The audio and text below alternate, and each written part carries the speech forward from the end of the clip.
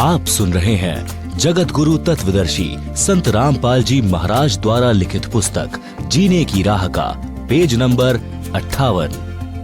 तंबाकू से गधे घोड़े भी घृणा करते हैं। एक दिन संत गरीबदास जी गांव छुड़ानी जिला झज्जर वाले किसी कार्यवश घोड़े पर सवार होकर जींद जिले में किसी गांव में जा रहे थे।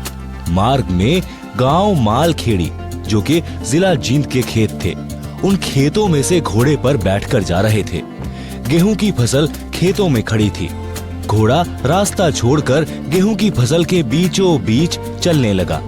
खेतों में फसल के रखवाले थे। वे लाठी डंडे लेकर दौड़े और संत गरीबदास जी को मारने लगे कि तेरा दिमाग खराब हो गया है क्या? हमारी फसल का नाश कर दिया, घोड़े को सीधा नहीं चला सकता। ज्यों ही उन्होंने संत गरीबदास जी को लाठी मारने की कोशिश की तो उनके हाथ ऊपर को ही जाम हो गए। सब अपनी अपनी जगह पत्थर की मूर्ति के समान खड़े हो गए। 5 मिनट तक उसी प्रकार रहे। फिर संत गरीबदास जी ने अपना हाथ आशीर्वाद देने की स्थिति में किया तो उनकी स्तंभता टूट गई और सब पीठ के बल गिरे। लाठियां हाथ से छूट गई। ऐसे हो गए जैसे अधरंग हो गया हो। रखवालों को समझते देर नहीं लगी कि यह सामान्य व्यक्ति नहीं है। सबने रोते हुए क्षमा याचना की। तब संत गरीबदास जी ने कहा कि भले पुरुषों, क्या राह चलते व्यक्ति के साथ ऐसा व्यवहार करते हैं? मारने को दौड़े हो, पहले तो यह जानना चाहिए था कि किस कारण से घोड़ा फसल के बीच में ले गए हो। वे किसान बोले, अब बताइए जी, घोड़ा किस कारण से फसल में चला गया था? संत गरीबदास जी ने पूछा कि इस खेत में इस फसल से पहले क्या बीज रखा था? उन्होंने बताया कि ज्वार बोई थी। उससे पहले क्या बोया था? उन्होंने बताया कि तंबाकू बीजा था।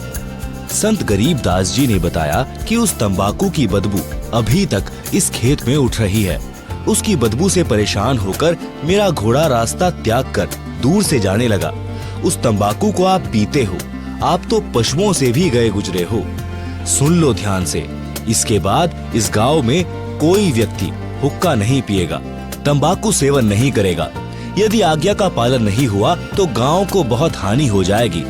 उस समय तो सबने हाँ कर दी। संत के चले जाने के पश्चात बोले कि भर लेना हुक्टी। जब हुक्टी यानी छोटा हुक्का भरने लगे तो हाथ से चिलम छूटकर फूट गई। दूसरी हुक्टी की चिलम लाए, वह भी हाथ में ही चूर चूर हो गई। खेत में जितनी हुक्की थी सब टूट गई, चिलम भी फूट गई। रखवाले डर गए कि उस संत की लीला है। गांव गए तो गांव के सब हुक्के टूट गए, चिलम फूट गई। पूरे गांव में हड़कंप मच गया, भय का वातावरण हो गया। रखवाले गांव में आए तो कारण का पता चला।